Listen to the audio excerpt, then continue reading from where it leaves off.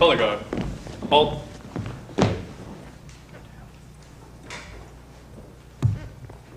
Present. Colors.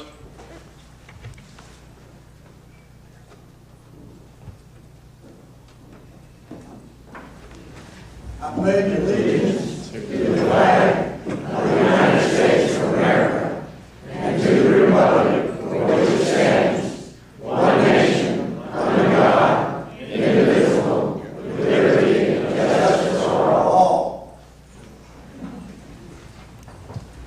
Carry. Colors.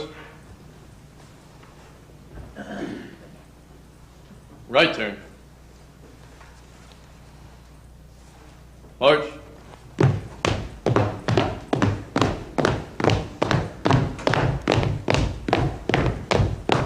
Color guard. Halt.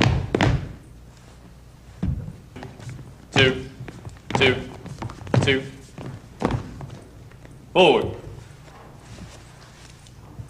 March. Color guard. Halt.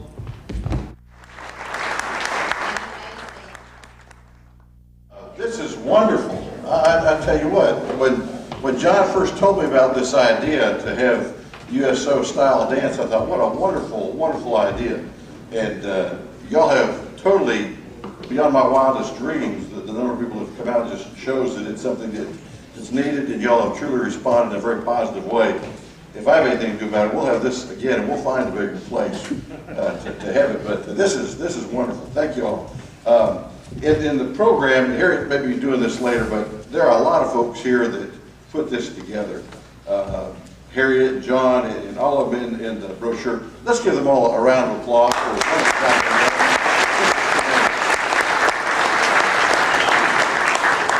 There's one thing we've lost today, and that is the way you all dance.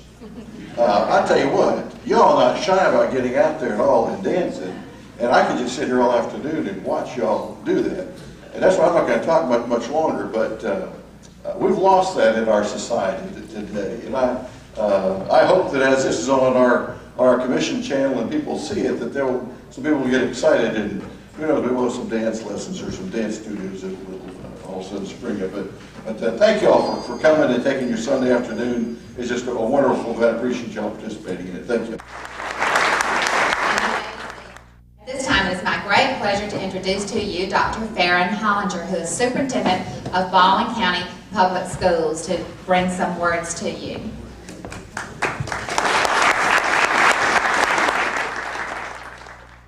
This is just absolutely incredible.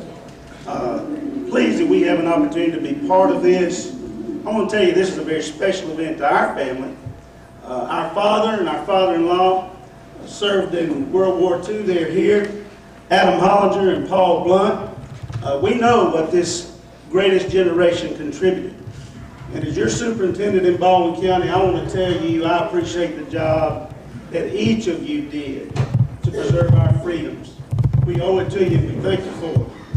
Also, we're pleased that we in the Baldwin County school system have had a number of your group come through and participate in our graduation program for veterans. We are honored that we have an opportunity to do that. Again, I look forward to this in the future. My appreciation to Harriet and all of the individuals who put this together. And again, our greatest appreciation to you, the veterans of World War II. Thank you.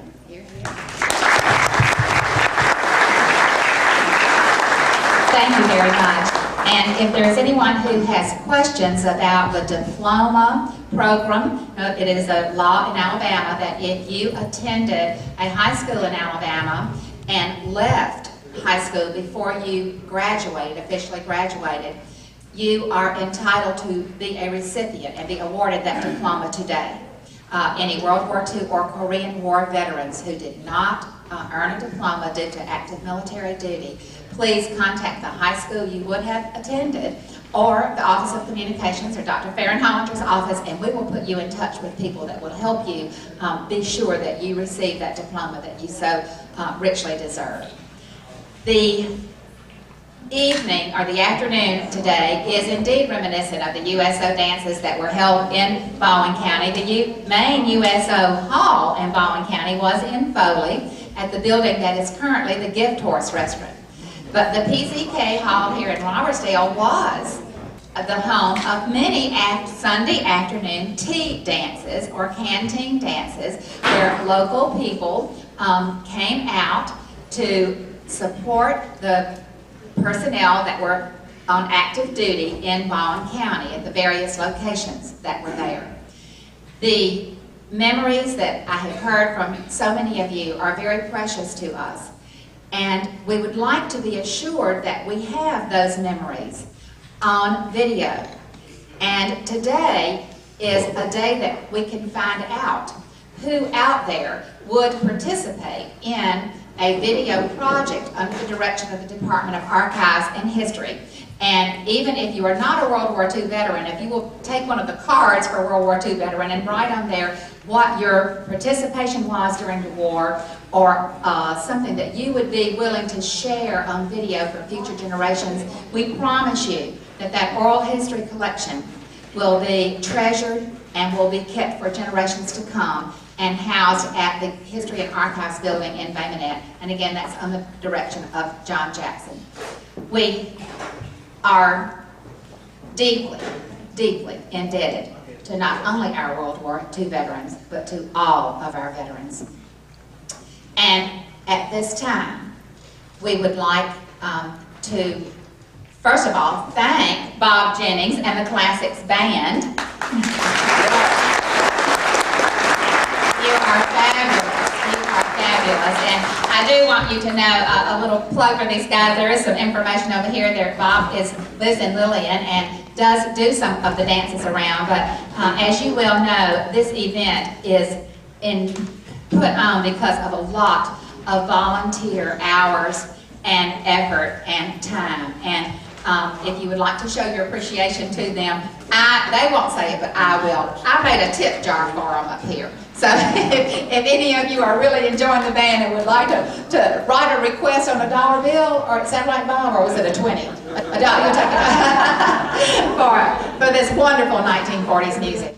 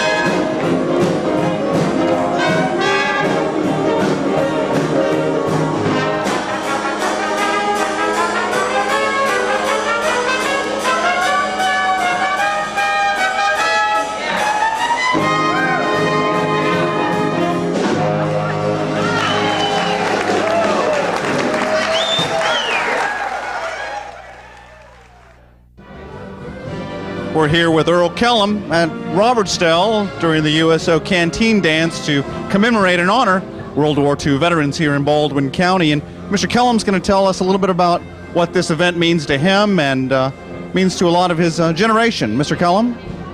Yes, from my view, it's a recognition of all the veterans, which too many times they got forgotten.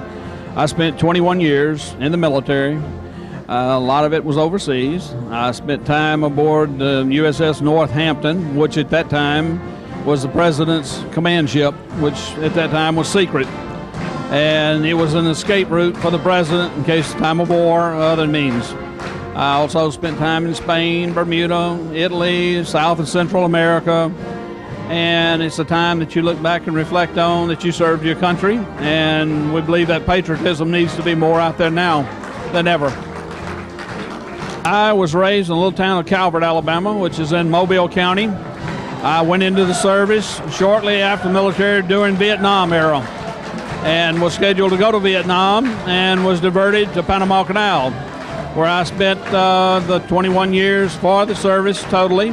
Came back and went to Huntsville, Alabama for a short term, decided I loved where I was born and raised. Came back to Daphne and have been here doing a lot of volunteer work, and also I work permanently for the Postal Service, where I do a lot of traveling for them. I've always had an admiration and respect for all branches of the military. My father served in the Navy in World War II. He was a pharmacist first mate on board ship, and I grew up with a little bit of somewhat military discipline and always a respect for those branches of service. And we generated some interest in the Army Air Corps through our travels to Europe and World War II history. And we just enjoy the reenacting and particularly honoring those people who served in that area and learning more about it and keeping that history alive so that us and future generations can learn from it. All right.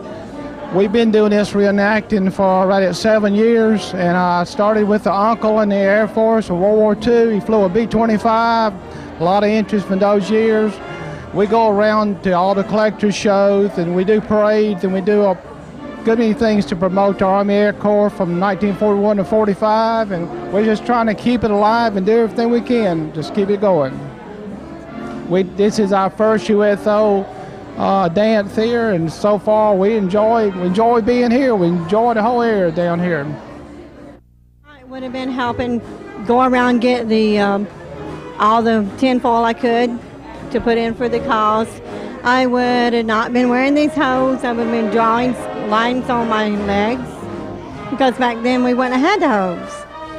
And would have been baking a lot of cookies when I could have got the stuff for the cookies and sending them to the USO dances for our guys so that they would feel like they were welcome, let them know how proud we are of them, let them know that we're supporting them. We got into reenacting to honor the World War II veterans and the ladies from that era, and we found this dress on eBay for $10. And it's an actual dress from the 40s, and this hat is also. And I have another dress right here that is from the 40s. The rest of my dresses are repos, but these two are actually from the 40s. We got that one, and he gave me that one to me for my birthday last year. But I did want to show you. And the hat that goes to it is there's a little girl over there wearing another one of my dresses. That hat goes to this dress. But I did want to tell you about those.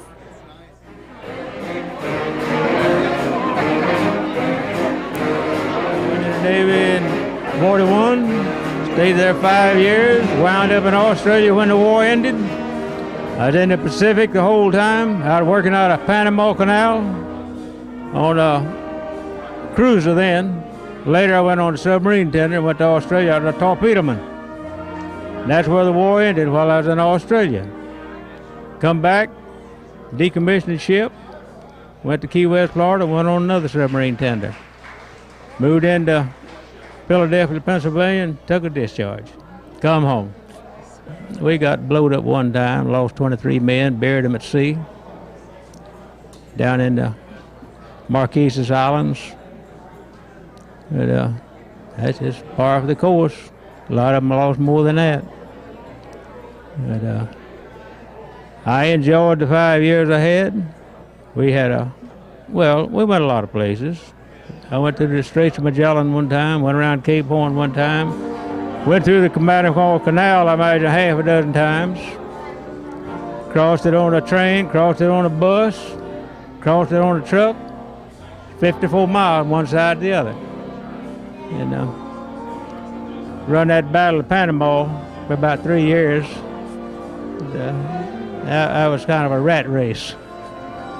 We went to Peru and Chile several times. Went to Bora Bora in 42.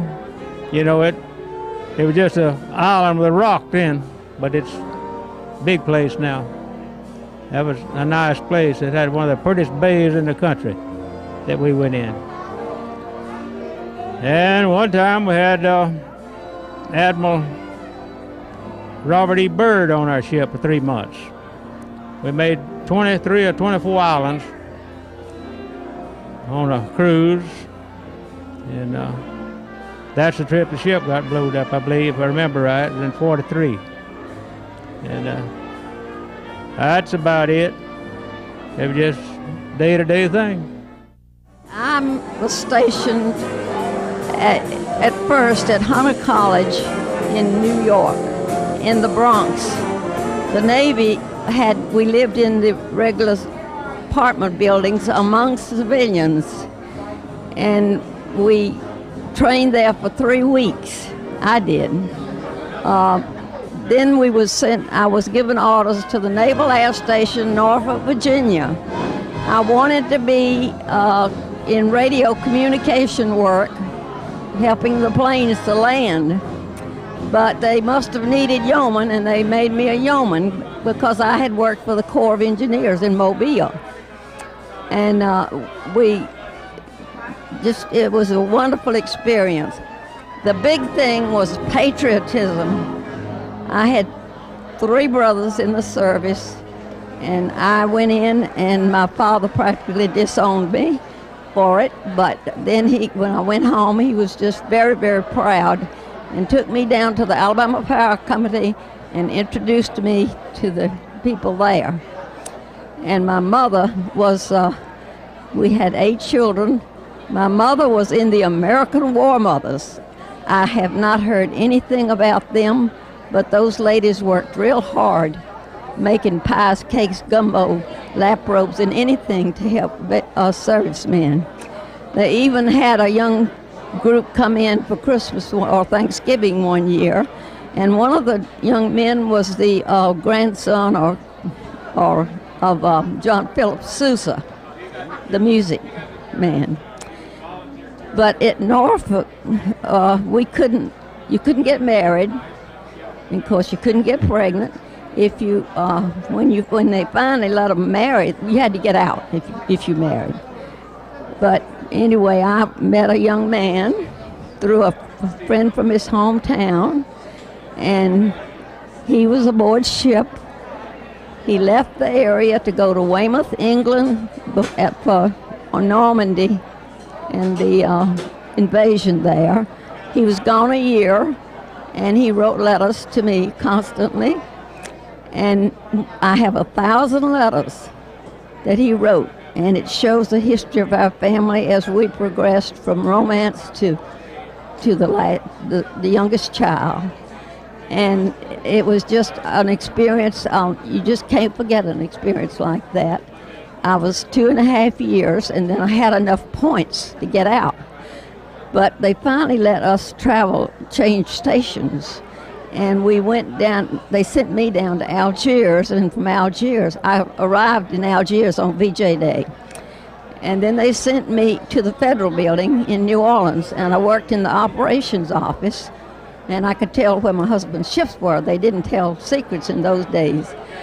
And then I was in a parade there for Jimmy Doolittle. I'm pretty sure it was Jimmy Doolittle. And then I got enough points and got out and went home and waited for him. And he was aboard 8 different ships, traveled all over the world. And I was faithful to him, and he was faithful to me, and he always expressed appreciation to me for the success of our children. I have 3 children. The oldest is a mechanical engineer. She's just been given a fellow, whatever that is, from the University of Alabama, and was chosen the Mechanical Engineer of the Year by the ASME in Atlanta, Georgia. She's also a lawyer. And then I have a son in Selma. He's a banker. He has 3 wonderful children. One of them teaches at Spain High School in Birmingham. The other one is in college in Birmingham, and the younger one is still at home. Then I have a daughter in Houston, near Houston, Texas, in Kingwood, Texas, married to a petroleum engineer, and she's a civil engineer, but she doesn't work at it. She takes care of her children. She has 2 in college. And then both of my girls worked for the space program. one over at Stennis Center, and one up in Huntsville. And so when I see a spaceship, I just want to run over there and get on it myself and go with them. But I look at it and say my two little girls had something to do with it. The jacket that we wore with a summer dress, and because the blues were heavy in the wintertime. And we were just so proud of our uniforms, and they were designed by a famous designer. And anyway, this is the, I was a yeoman, and that's my rate, yeoman 3rd class. I had no desire to be a career Navy lady, because we didn't get to go on ships and anything. I got some pleasure trips on a big PBM down to Cocoa Beach, Florida. It was then. It was called a PBM, and we rode with the men on that plane. There's several trips I made through a friend. I'm a Warbury. I was born 4/4/44, and the Jeep was born in June of 44, so I'm a couple of months older than the Jeep. And it's a 1944 Ford. GPW was a designation that Ford gave the Jeeps. Willys Jeeps were called MBs, and they had to build so many of them. They built 600,000 that Willys couldn't keep up, so Ford got a contract to build Jeeps too. But it has a 4-cylinder flathead engine. It's called a Go Devil engine, and has about 64 horsepower. And all of this is original as it was. This is an original shovel. Shovels in World War II were different. They had this strap over the wood where modern shovels have the wood goes through it. And this at the front is a blackout light that was used at night. And everybody always wants to know what this is. This is a wire cutter that was used basically in Europe. The Germans would string wire across the road, and everything was covered up. Your headlights, and they always rode with the windshield down in combat for the glare of the sun on the windshield, and they covered it up. And the Germans knew this, so they would string wire across shady lanes to try to catch people in the neck.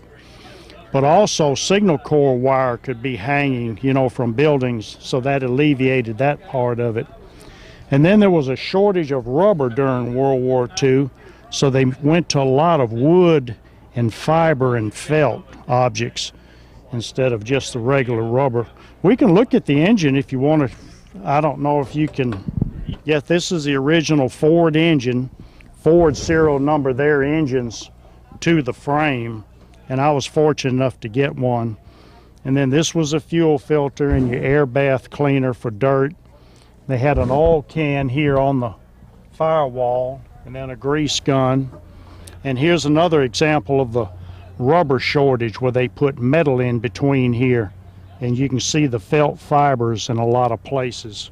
So rubber was very, it was tight on that, so they had to, make up for it. And I kept the original 6-volt battery, and these headlights will fold up where you can work on the Jeep at night just from the battery. During World War II, late in the war, when they built pontoon bridges, they would build a bridge maybe for 15 tons. Well, a half track would have a 9 or a 10, so it could cross the bridge, and a 2.5-ton truck may have a 7 or 8. And a weapons carrier would have a 4, and a Jeep, that means 2 tons. That's the maximum load that would probably be on it. But a Sherman tank would have a 34 on it, so that means it's 34 tons. So they wouldn't let him cross that bridge. He'd have to go for another bridge. But it just saved the MPs a lot of trouble, if you had an overweight vehicle, because they knew, what the bridge was. And then these are unit markings here. All World War II Jeeps had these markings. This means 4th Infantry Division, 22nd Infantry Regiment, and the I means infantry. And then this was the 14th vehicle in C Company or Charlie Company. So that way they would know each unit, you could tell what unit they were from. This particular regiment was in heavy fighting in the Hurtgen Forest, and they also landed, the 4th Division was at Utah Beach. So they were heavily, engaged in the fighting in Europe. And then up here on the hood number, this is like a registration number, and you can kind of go by the first letters of the years it was made, and the 204-70445, and now the S means it has a suppression system on it. They're little bonding straps all over the Jeep. Anywhere where there's a crack, you have static. So if they were going to put a radio in a Jeep, they would try to find one with the S on it. That means that it had the bonding system and everything on it. And then these are just safety straps. And your gas tank is a 15-gallon tank up under the seat. And this is a rifle holder. This holds an M1 rifle. These are hand-operated windshield washers. They went to vacuum washers later on, but they had these hand-operated ones here. And this windshield will let out. And then these are your roof bows. This is what lets up to hold the roof on. And then these rims are called combat rims. They have rivets in them. They were split rims that had a bead lock, and that held the tire. If the tire was shot out, the tire wouldn't roll off the rim. It would stay fastened into the rim. And then you had a 5-gallon gas can. These were just your standard gas cans. And your spare tire. And then these are mud and snow chains. And then there's your rear seat with a tire pump. So they had everything basically that you need. And then these were toolboxes. In here, you had your jack and spare parts, fan belts, taillight lenses. You had a gas nozzle. The other side carries a tool kit with extra chains in it, and then a first aid kit. And then these seats there was a fungus proofing put on them where they wouldn't mold, and the shrinkage would be minimized. And these markings here, these are ETO markings. This is called an interrupted circle. This was done during D-Day so that the unit markings from the air you could see, rather than just the plain star, you could see the circle too better. And then the USA just means U.S. Army.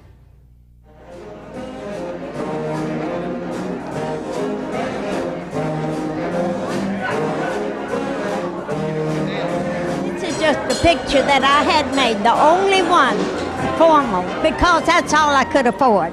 But anyway, I've enjoyed giving, copies out and everything.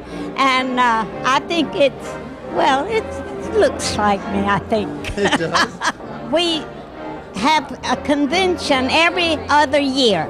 And next year this was when we went in the 6th. And it was the only one that we did on a carnival. And so we have the next one will be in California.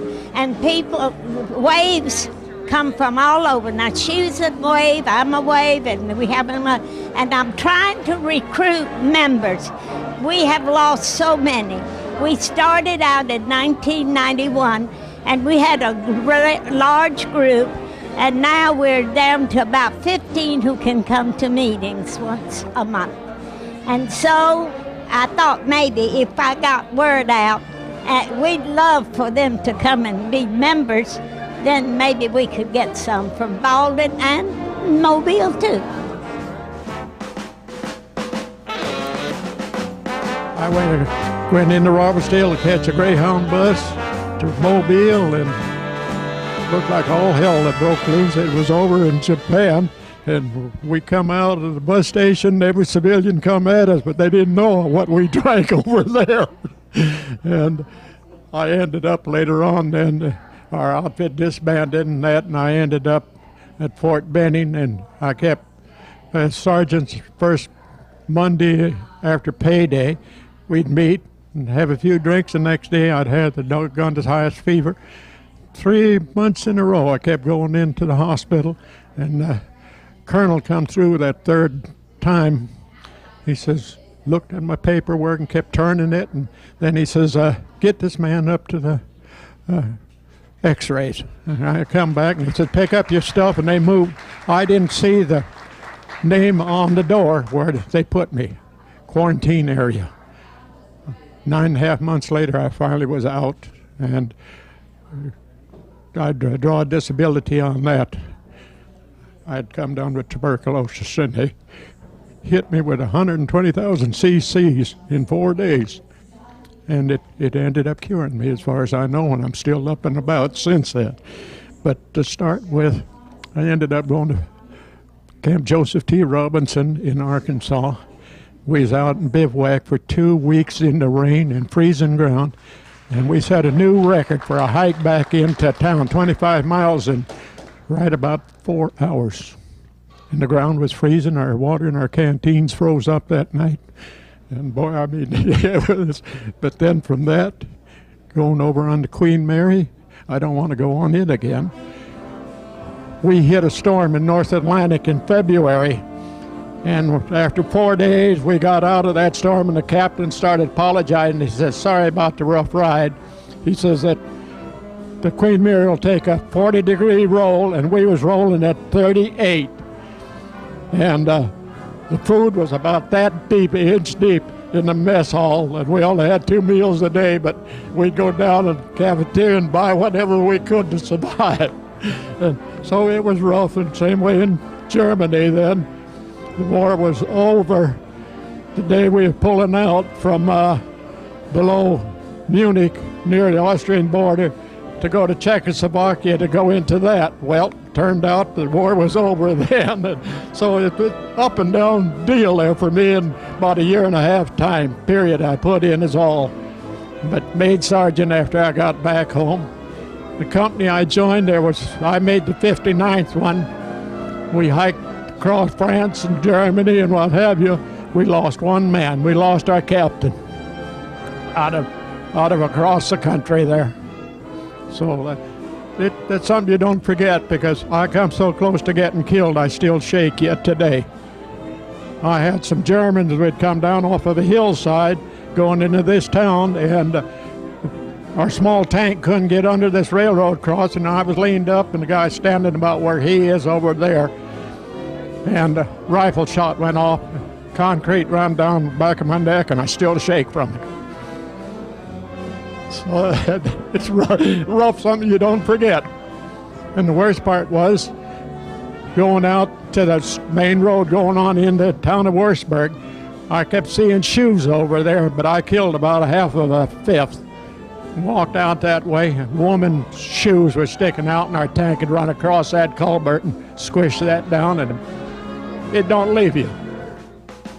I served on the USS Saratoga CB-3, USS Yorktown CB-5, which was sunk in the Battle of Midway, USS Enterprise, USS FDR, USS Forrestal. I was on the Yorktown when it was sunk in the Battle of Midway. I was only 18 years old at that time, and I spent 6 hours in the water before I was picked up. Returned to Pearl Harbor and went to another squadron where I transferred to the USS Enterprise. Went through 3 battles on the Enterprise. In 1943, I finally got back home. I had left in November of 1940. I didn't get back home till 1943. At that time, I married my childhood sweetheart, and then I went back to sea again for another year. I spent a year in Guadalcanal and the Solomon Islands, and got back home in 1944, and I went up for a flight physical. I could not pass the flight physical, so they transferred me to Fort Lauderdale, Florida. I was in squadron down there that lost the 3 torpedo planes in Bermuda Triangle. In 1942, I was transferred to Japan and Korea. I spent a year out there arming planes to fly into North Korea that was radio controlled. In 1953, I got back home, and then I got transferred down here to Berrien Field, and that's why I live in Baldwin County now. Spent 2 years in Baldwin County. I built a house in Berrien Field. I built a house in Bay Minette, lived there 2 years. I transferred back to sea again. And when I transferred to a squadron in Sanford, Florida, to a heavy attack squadron aboard the USS Saratoga CV-60. We operated in the Mediterranean for 9 months, and then we got back to Sanford, and we went back to sea again after 6 months aboard the USS Forrestal. While on the Forrestal, I got transferred to recruiting duty. And recruiting duty, and after recruiter school, I went to Montgomery, to the recruiting station there, and I spent 2 years there. And while I was there, I put in for retirement, and then they sent me down to Pensacola. I spent in and out of the hospital a year before they let me retire, and I retired on disability in 1965. Well, like I say, I was in university when the bomb Pearl Harbor, and I immediately went down to St. Louis and enlisted in the Navy, and because I had a pilot's license, they wanted me to go into an E-base and take a refresher and teach a pilot. I said, no, I want to go clear through the syllabus and get my Navy wings. And so I went clear through the syllabus, got in and got my wings, and where did I go? I went to Berrien Field as an instructor, even though I tried to get away from being an instructor. But anyway, I stayed there for almost 2 years, and during that time, well, we had about 250 planes at one time there, but we had a lot of accidents and we had a lot of deaths. And one reason is the improper taking care of the planes, because I could talk for an hour and tell you about some of the different incidents that happened. And at one time, I was getting ready to take a flight out over the Gulf, and my flight had already rendezvoused, and I was getting ready now to go, and I was pre-flight my plane, and I checked the mags, and on my left mag I dropped off 400 RPM. On the right mag I dropped off 350 RPM, and I said, whoa, this won't do. I'm not going up in this plane. So anyway, I called the plane captain over, and I said, did you pre-flight this plane? Yes, sir. I said, hold on. Put your head in the cockpit and hold on. And I revved it on up, and I checked the mags, and I said, you see that? I said, that's over 400 RPM, and over here is almost 400 over here. I says, what does that tell you? He says, I don't know, bro. I says, are you trying to tell me you don't know what that? I says, is that your name? He said, yes, sir. And I said, what does that say? He says, I don't know, sir. I can't read or write. I called my flight in, and I said, they come in, and I took the boy up to the chief flight in charge, And I said, I told him what happened. And do you know that we found 20 plane captains that could not read or write, and they were supposed to be checking our airplanes for safety before they go out. So that's just one answer. The people in the gunnery runs wouldn't cage their instruments, so they went up at night, and the instruments don't work because they didn't cage them when they're doing gunnery runs. And of course, I saw some of them in the dive bombings. We had, out of Barron, we had 7 dive bombing spots. We had 7 auxiliary flights, so that all the different groups could go and practice their landings because we had so many out there at Barron Field. And like I say, I saw on a dive bombing run, I saw one English boy get so interested in the target, he dove right into it. And the man behind him did the same thing. 2 of them died right then because of, just got so interested. But we had a lot of things that I could go on and on and on about that. One, we had an English student that was supposed to check out the next morning and go back to England. And they told me that Lieutenant Crawford, go take this boy out and do an instrument check with him. I said, okay, so we went on up, and he was under the hood doing that. I said, all right, now I want you to do this and that. We were all over everywhere. And in fact, I hadn't taken the away from him within a spiral in a graveyard. And I took him back in. I said, no way, I wouldn't give him. I said, he can't even fly instruments. They gave him another, says, go ahead, he's got to go tomorrow, so take him up and they went up, and all they did was some aerobatics. Come on back in. He went out for night flying that night, that boy did, and got killed. He flew right under the ground. But I saw things like this happen. That's why while I was there, we had 2 federal investigations. In fact, at 1 month, at one time, we killed 17. That's more than they were doing in the fleet. But what can you do, Another reason why I didn't want to be an instructor, but I ended up, I got transferred from there, and I got some real good duty. I went to Naval Air Transport Service, and I flew from Miami to Rio de Janeiro and back till the end of the war. They wouldn't let me stay in the Navy because a brand new dentist, fresh out of school, he was only 4 feet, about 4 feet 9 inches tall.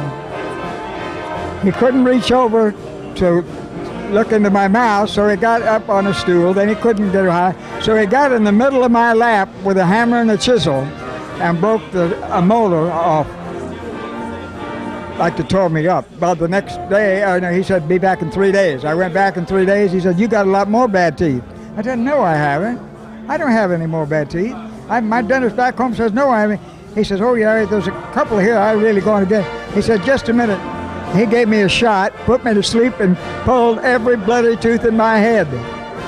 And then I couldn't wear the plates. And, of course, when I got ready to get out, I said, no, I want to stay in the Navy. And when they looked at my record and saw that they wouldn't let me stay. So I went back to college and finished up and traveled on the road for several years, about 3 or 4 years after I got out of college. And I traveled in southern Illinois, Missouri, Kansas, Oklahoma. Got caught in a blizzard out in western Kansas.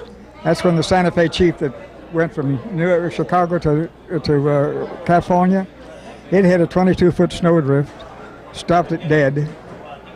All 3 of the 4 engines were dead, and that was long before a helicopter, so they had to dig their way there. Well, I got back, when I finally got away from out there, I got back into Kansas City, and I called my boss, and I says, goodbye, I'm gone. I'm not going to stay up here anymore. And I moved down here because in the 2 years, a little over 2 years that I was right here in Barron, in this area, I made a lot of friends, a lot of friends. Of course, not many of them around now. I'm 87 years old. So, like I say, I still teach ballroom dancing, though.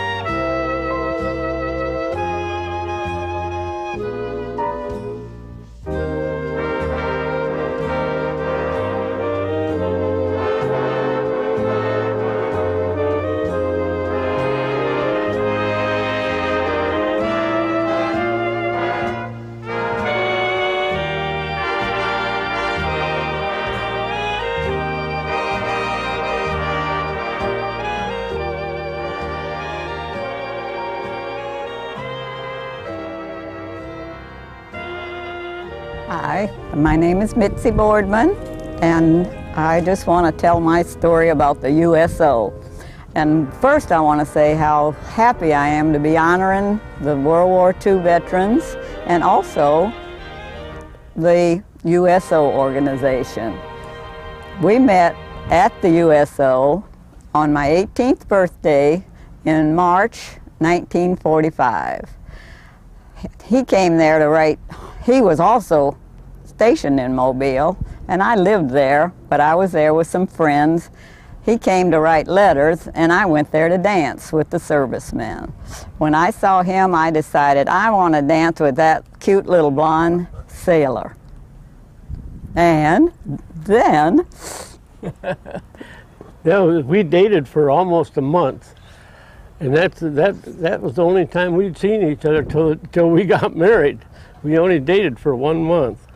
And you went off to I went off to sea, and didn't get back to Mobile again until October of that year. We were married, or met in March. It was in October before we got back together again. We wrote hot letters. Well, like you said, he was gone. He was going to the Pacific when the war was over in August of '45. But he didn't get out of the service until October. He was home 2 weeks, came to Mobile, picked me up. We were married October 27th, 1945, and we just celebrated our 62nd anniversary. After Mitzi and I had left each other there in April of '45, I wrote to her every day while I was in the service there, when I went overseas. And when we got to Guam, I had enough points to get out of the Navy, and boy, I couldn't wait to get home. And I borrowed my sister's car and drove from Wisconsin to Alabama. Boy, it didn't take me long to get there either. I didn't stop for anything. And we got down to Mobile in October. And October 27th, we got married. I was a boatswain mate, second class in the Navy, and I had a 50-foot boat and a crew of 5, and it was a landing craft boat. And I was in the invasion of Sicily, and then after Sicily we went to Salerno, Italy, went back to Africa, and then we went up to England and waited for D-Day. And after D-Day I come back to the United States. And, well, I had this landing craft, a 50-foot landing craft, and especially in D-Day there, after we left our crew off, I took a bunch of demolition troops in, and I had half of my bay full of demolition equipment. And after they left the ship, the boat, on the way back, the Germans kind of zeroed in on me with their 88, and we kept zigzagging trying to get away from that. I almost got hit one time. But that was about the only action that really, was bad. We didn't know what was going to happen there. I worked at the U.S. Engineers in Mobile, Alabama as a clerk typist, and like I said, we wrote letters every day. We even had a favorite song, Confessing That I Love You. Everywhere we go now, we ask them to play that, and hardly anyone knows it. How does it go? Anyway, we've had a very interesting life. We have 3 children, 4 grandchildren, and 2 great-grandchildren, all scattered all over.